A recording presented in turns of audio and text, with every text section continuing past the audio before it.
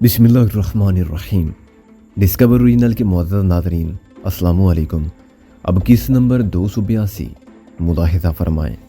इस तमाम रास्ते पर हमें कोई भी नहीं मिला। फिर वो मोड़ आया जहाँ से नहर दाईं तरफ जाती थी और पहाड़ी जो अभी तक दरख्तों के पीछे ओझल थी अचानक हमारी नज़रों के सामने आ गई। वहीं हमने इलाके ममनुआ का पहला साइन बोर्ड देखा। रास्ता अब भी नहर के साथ साथ जा रहा था और हम चलते जाते तो पहाड़ी तक पहुंच जाते, लेकिन ये एहतियात के तकाज़ों के खिलाफ होता। अगर ये अहम डिपो था तो यकीनन यहाँ हिफाजती इंतजामात भी खासे सख्त होंगे। मुहाफिज हर वक्त रास्ते की निगरानी करते होंगे और दूरबीन से आसपास के सारे इलाके को छानते रहते होंगे। इस वक्त आगे जाना खतरे से खाली नहीं। गाली बोला, शिकारी ताड़ जाएंगे क्या? आ गए MRS के मुजाहिदीन खुदकशी फरमाने, शहीद होने। मैंने फ़ौरन उसकी तस्हीह की। बात वही है गालिबन सा, एक हमारा अंदाज़े बयान है, दूसरा उनका। यहाँ खड़े रहना भी तो कोई दिलचस्प और मुफीद काम नहीं। मैंने कहा अभी दोपहर है। गालिब ने कहा हम वहाँ रात को जाएंगे। रात होने तक हम कैलूला फरमा सकते हैं। आप अपनी पसंद के ख्वाब देखें, मैं अपनी पसंद देखता हूँ। बेडरूम एयर कंडीशन है ना? मैंने कहा बिल्कुल है। फोम रबर के गद्दे, शनील के पलंग पोश, ईरानी कालीन और मखमली पर्दे। गालिब ने कहा महकती फ़ज़ा और फिर वो ख्वाब जो सुनाए भी नहीं जा सकते। तशरीफ़ लाइए। जंगल में छोटे बड़े हर किस्म के दरख्त थे। छोटे दरख्त बेरी के थे और बड़े शीशम के, लेकिन बहुत घने नहीं थे। ज़मीन की सतह के साथ खुदरू घास थी और जंगली फूलों वाले पौधे थे। थोड़ी सी जुस्तजू के बाद हमें एक हमवार की तात ज़मीन मिल गया जहाँ लंबे नुकीले पत्तों वाली घास नहीं थी, बल्कि कुछ लान टाइप हरी घास थी जो ज़मीन पर ऊपर नहीं उठती थी, सतह के साथ साथ फैलती जाती है और जड़ें पकड़ती जाती है। आसपास 20-25 गज के फासले पर झाड़ियों की कुदरती फसील थी और ऊपर सिर्फ खुला आसमान था। चुनाचे ये खतरा नहीं था कि कोई परिंदा हम पर कुछ टपका दे। गालिब ने झुककर ज़मीन का बगौर मुतालिया करने के बाद फैसला दिया कि बेडरूम में कीड़े मकोड़े नहीं हैं। अगर सोते में शेर खा जाए या हाथी ऊपर से गुजर जाए तो बुरा मत मानना। गालिब ने लंबा लेटते हुए कहा रिवायात से साबित होता है कि यहाँ एक मर्दमखोर शेर है, नाम उसका दिलावर है। मैंने कहा मगर वो नाम का दिलावर है, मोहसिन तो पहुंच गया होगा अपनी जोजा के पास। गालिब आसमान को तकते हुए बोला मैं उनके बिछड़ कर मिलने के फिल्मी मंजिल को चश्मे तसव्वुर से देख सकता हूँ। शैला उसे दोबारा मिलेगी। मुझे उसकी वो कैफियत याद है जब उसे पता चला था कि शैला जिंदा है। मैंने कहा शैला से मिलकर उसका क्या हाल होगा? शैला नहीं समझेगी कि वो क्यों रो रहा है। मोहसिन लाहौर गया। गालिब ने आंखों पर कूनी रख के कहा मैं जाता हूँ कराची की बंदरगाह। तू कहाँ जाएगा चीफ? मैं भी वहाँ पहुँच ही जाऊँगा जहाँ रोशन जमाल यार से अंजुमन तमाम। मैंने कहा ख्याल तो खुद मेरे ख्वाबों की रह गुजर होगा। हमें उन परिंदों के शोर ने बेदार किया जो शाम होती दरख्तों पर शब बसरी के लिए लौट आते थे और आशानों के गिर्द मंडलाते हुए खुशी से चिल्ला रहे थे। मैंने देखा तो गालिब हालती पालती मारे बैठा हुआ था। ये परिंदे सारा दिन फिक्रे माश में रहे। गालिब बोला और अब घर आए हैं तो मालूम है बीवी बच्चों से क्या कह रहे हैं? क्या कह रहे हैं? जो आदमी शाम को दफ्तर या कारखाने से घर आते ही कहता है हेलो डार्लिंग, भाई कहाँ हो? आ गया हम। गालिब बोला किसी दिन हम भी कहेंगे। मैंने गालिब के कंधे पर थपकी थी। वो दिन जरूर आएगा कि खुशी से ना मर जाते अगर एतबार ना होता। गालिब बोला ये किंग स्टार्क सिगरेट पियो और खुदा का शुक्र बचा लाओ कि जिंदा उठे। तुझ पर कुनूतियत का दौरा पड़ा है। मैंने कहा क्या ख्वाब में नाजू ने अच्छा सलूक नहीं किया? अच्छा क्या और बुरा क्या? वो भर के बोला वो हमेशा एक जैसा ही सलूक करती है, नजर से नहीं गिराती, हाथों से गिराती है। कभी इधर कभी उधर। साला आशिक ना हुआ वाली बाल हो गया, मैला पजामा हो गया, दे धोबी पटखा, दे धोबी पटखा। मैल क्या जान तक निकल जाए। मुझे भी इख्तियार अंसी आ गई। हर एक के प्यार का अंदाज जुदा होता है दोस्त।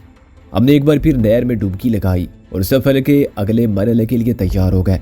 ये सफ़र अंधेरे जंगल का सफ़र था, मगर रास्ता गुम होने का एहतमाल कम था क्योंकि हमें नहर के मुतवाज़ी चलना था। किसी दुश्वारी के बगैर हमने वो 1 मील का फासला पौन घंटे में तय कर लिया। हम बहुत मोहतात थे और हमारे कान खर आहट पर लगे हुए थे। हम बात भी करते थे तो एक दूसरे के कान में सरगोशी के अंदाज में। ये एक पहाड़ी है। गालिब ने रुक कर कहा ये सिर्फ एक पहाड़ी है। मैंने कहा और कुछ नहीं, लेकिन यहाँ एक आदमखोर शेर होना चाहिए। गालिब बोला ये इलाका ममनुआ है तो क्यों है? शेर की अफवाह भी बेमकसद तो नहीं फैलाई गई। मैंने कहा गांव के अनपढ़ लोग इलाके ममनुआ की इस्तिलाह नहीं समझते। उन्हें इस इलाके से दूर रखने के लिए शेर ईजाद किया गया। ईजाद इसलिए कि वैसे तो मगरबी पाकिस्तान में शेर सिवाय चिड़िया घर के कहीं दस्तयाब नहीं, मगर गांव वाले ये बातें क्या जाने। और इस वर्दी आदमखोर शेर ने कई जिंदा इंसानों को सचमुच खा लिया। हाँ, वो अहमक थे या गैर ज़रूरी तौर पर तजस्सुस पसंद और मुहिम जो वो गए होंगे शेर की हकीकत दरियाफ्त करने, या किसी गलती के बायस पहरेदारों से बच के वहाँ तक जा पहुँचे होंगे जहाँ से वापसी उनके इख्तियार की बात ना रही थी। उनकी हड्डियाँ और जिस्म के बचे हुए टुकड़े बाद में मिले होंगे तो ये अफवाह फैलाने में काम आए होंगे कि उन्हें शेर ने खा लिया। मगर मुझे अभी तक कोई ऐसी बात दिखाई नहीं दी। गालिब बोला, उसके लिए ज़्यादा करीब जाना पड़ेगा। मैंने कहा, ऐसा तो नहीं कि डीपू पहाड़ी के पीछे हो? आइडिया। मैंने कहा, हम घूम के जाते हैं। गालिब के मुंह से निकली हुई बात 1 घंटे बाद सच हुई। पहाड़ी के अगबी हिस्से में हमने रोशनी देखी। रोशनी बहुत मदम थी और गालबन लालटेन की रोशनी थी। धूप अंधेरे में चमकने वाली ये धुंधली रोशनी पहाड़ी के दामन में कभी नज़र से ओझल हो जाती और कभी फिर नज़र आने लगती थी। उसकी वजह ये थी कि आवाज़ से शाखें हिलती थी तो हमारी आंखों के और रोशनी के बीच में आ जाती थी। मैंने और गालिब ने आहिस्ता आहिस्ता कोई हट किए बगैर बढ़ना शुरू कर दिया। रिवाल्वर अब हमारे हाथ में थे और हम एक प्लान के मुताबिक पेश कदमी कर रहे थे। पहले मैं चंद कदम चलता था और गालिब किसी दरख्त की ओट में रिवाल्वर लिए खड़ा रहता था कि अचानक मुझे कोई रोक ले तो वो मेरी मदद करे। मदद यही हो सकती थी कि वो सामने आने वाले को शूट कर दे और हम वापस भाग खड़े हों। जंगल में फायरिंग के बाद इस गैर कानूनी आर्डिनेंस डिपो से दुश्मन की सिपाह का जदीद तरीन असले के साथ निकलना और हमारी तलाश में हमारे पीछे दौड़ना यकीनी था। बारी बारी एक दूसरे को हौसला देते और कवर फराम करते हमने मजीद 100 गज तय किए। अब हमें एक दरवाज़ा नजर आ रहा था। लालटेन उस दरवाजे के ऊपर लटकी हुई थी। उसके बिल्कुल पीछे कोई शख्स मशीन गन लिए खड़ा था। उसके पास एक दूरबीन भी थी जिससे वो हर 5 मिनट के बाद अपने सामने का सारा इलाका देखता था। यह अंधेरे में भी साफ दिखाई देने वाली दूरबीन थी। इंफ्रारेड शुआओं की मदद से तस्वीरें उतारने वाले कैमरे भी अब कोई जादुई इजाद नहीं रहे थे, लेकिन इस किस्म के कैमरे और ऐसी दूरबीनें बाजार में दस्तयाब नहीं थी। ये सुराग रसानी के सरकारी इदारों को बतौर ख़ास फराहम की जाती थी। हमने दूरबीन के सामने आने से गुरेज किया और दरख्तों की ओर से दरवाजे को देखते रहे। कुछ देर बाद अंदर से एक शख्स नमूदार हुआ और उसने पहले से खड़े हुए शख्स की जगह ले ली। हम फूंक फूंक कर कदम बढ़ाते और आगे गए। आपस में बात करने की बिल्कुल गुंजाइश ना थी। मुझे एक डर तो ये था कि यहाँ दरख्तों पर खुफिया कैमरे और माइक्रोफोन ना हो। इससे बड़ा अंदेशा ज़मीनी शिकंजों का था। इस इलाके को मुदाखलत करने वालों से महफूज रखने का एक तरीका तो ये था कि यहाँ बारूदी सुरंगें बिछा दी जाएँ, लेकिन इसमें नुकसान ये था कि जब भी कोई इस पर कदम रखता तो धमाका होता और आसपास दूर दूर तक सुनाई देता। दूसरे वो शख्स भी बारूदी सुरंग के साथ ही उड़ जाता जो मुदाखलतकार था। चुनाचे मेरी अकल कहती थी कि यहाँ कदम कदम पर शिकारी फंदे हो सकते हैं, जाल हो सकते हैं और शिकंजे हो सकते हैं। इनकी हज़ारों इकसाम हैं। चूहे दान की तर्ज पर बनाए जाने वाले बड़े शिकंजे आदमी के पैर को इस तरह जकड़ सकते हैं कि हड्डी टूट जाए। ऐसे जाल हो सकते हैं जो अचानक ऊपर से आ गिरे और आदमी अंदर ही बंद हो जाए। ऐसे गड़े भी हो सकते थे जिन पर सरकंडे रख के घास फूस फैला दी जाए और उन पर कोई कदम रखे तो अंदर गिरे और अंदर गिरने वाले के लिए बाहर निकलना नामुमकिन हो। गड़े में नुकीले बांस गाड़े जा सकते थे जो आदमी के बदन में घुस जाएं। शिकारी हर किस्म के जानवर के लिए अलग फंदा या शिकंजा रखते हैं।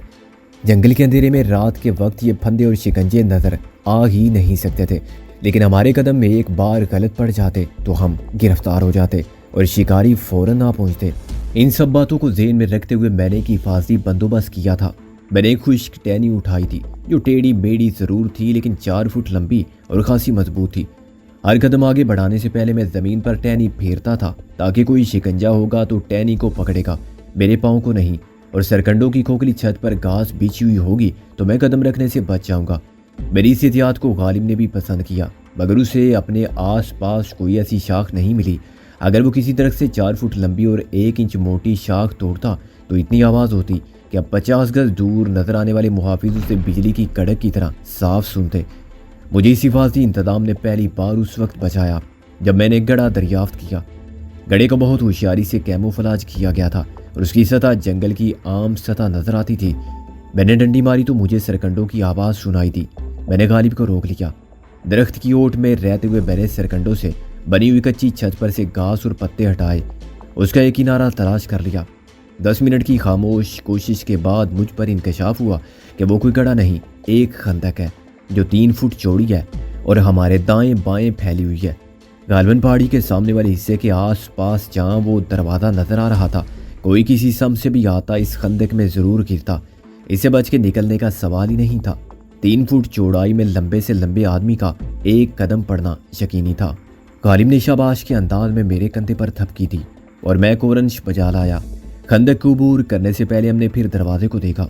यह दरवाज़ा मोटे शैतीरों को ज़मीन पर गाड़ के बनाया गया था। एक शैतीर ऊपर रखा गया था और मुझे ये किसी गार का दरवाज़ा लगता था। इस दरवाजे के पीछे बिल्कुल अंधेरा था। अभी मैंने खंदक पर से गुजरने के लिए जंप लेने का इरादा किया था कि जैसे दिन निकल आया। पहाड़ी पर एक ऐसी सर्च लाइट रोशन होगी जिसकी तरफ देखना नामुमकिन था। मैं और गालिब फौरन लेट गए। सर्च लाइट आहिस्ता आहिस्ता घूमती हुई हमारे ऊपर से गुजरी। मेरा दिल ज़मीन और सीने के दरमियान उछलने लगा। इस रोशनी के मुनक्स होने वाली उछाले में उल्टा लेटने से मुझे खंदक की गहराई नजर आ गई। अगर मैं या गालिब इसमें उतर जाते तो 6 फुट नीचे जाते। बिल्कुल नीचे सीमेंट का फर्श था जिसमें कांच के टुकड़े इस तरह जुड़े हुए थे जैसे बाज़ घरों की बैरूनी दीवारों और कोठियों की फसीलों पर लगे हुए नजर आते थे। अब इसका इतना रिवाज नहीं था क्योंकि चोर डाकू बहुत होशियार हो गए थे, मगर एक ज़माने में ये हिफाजती इंतज़ाम खासा मकबूल था। खंदक में गिरते ही हमारा सारा जिस्म नोकीले तेज धार वाले शीशों की जरात से कट जाता और हम इस काबिल ना रहे थे कि इतने जख्मों से बहने वाले लहू को रोक सकें और खंदक से निकल के फरार हो सके। सर्च लाइट एक राउंड मुकम्मल करने के बाद ऑफ हो गई तो मैंने रुकी हुई सांस को खारिज किया और गालिब के साथ खंदक के पार कूद गया। 3 फुट का फासला कुछ भी नहीं था। हमने ऐसा से जस्ट ली और किसी आहट के बगैर दूसरी तरफ पहुंच गए, लेकिन उस वक्त गालिब के हल्क से एक आवाज़ निकली जिसे सुनकर मेरे दिल की धड़कन रुक गई। मैंने पहले दरवाजे की तरफ देखा मगर संतरी ने ये आवाज़ नहीं सुनी थी। फिर मैं गालिब की तरफ मुतवज्जो हुआ। यह देखकर मेरा खून खुश्क हो गया कि गालिब का एक पाँव शिकंजे में फंस गया है। टखने से ज़रा ऊपर ये फौलादी शिकंजा उसके पैर से यूं चिमट गया था जैसे जौ खाल से चिमट जाती है। गालिब सख्त तकलीफ में था और ये उसी का हौसला था कि उसने मुंह में हाथ देकर अपनी चीख को दबा लिया था। इसमें गालिब ने अपने ही दांत अपनी हथेली में गाड़ दिए थे लेकिन अपनी आवाज़ नहीं निकलने दी थी। मैंने झुककर शिकंजे को देखा। यह मजबूत लोहे के स्प्रिंग लॉक वाला शिकंजा था जिसे सिर्फ मखसूस चाबी से खोला जा सकता था। उसका वजन भी 1.5-2 सेर से कम नहीं था। गालिब का पैर सीधा उस पर पड़ा था और शिकंजे ने मगरमच्छ के दांतों की तरह गालिब की टांग पकड़ ली थी। मैंने ऐसा से शिकंजे को हिलाया तो खौफ और सदमे से मेरा दिल डूबने लगा कि टखने के ऊपर से गालिब की पिंडली टूट गई थी। मैंने उसके कंधे पर हाथ रखकर दबाया और उसे हौसला ना हारने की तलकीन की। अब यहाँ एक लम्हा ज़ाया करना भी बेसूद था। मैंने गालिब को उठाया तो शिकंजा भी साथ आ गया और टूटे हुए जोड़ के साथ लटकने लगा। गालिब दर्द की शिद्दत से तड़पा और मेरे हाथों से निकलकर खंदक में गिरते गिरते बचा। बस गालिब, बस 1 मिनट, सिर्फ एक झटका और मेरी जान, मैंने कहा और खंदक उबूर कर गया। गालिब दूरा हो गया मगर उसने कमाल जब से काम लिया और मुंह में हाथ दबाए रहा। मैंने उसे चंद कदम दूर ले जाकर एक झाड़ी के पीछे लिटा दिया। शिकंजे को अलग करना मेरे बस की बात नहीं थी।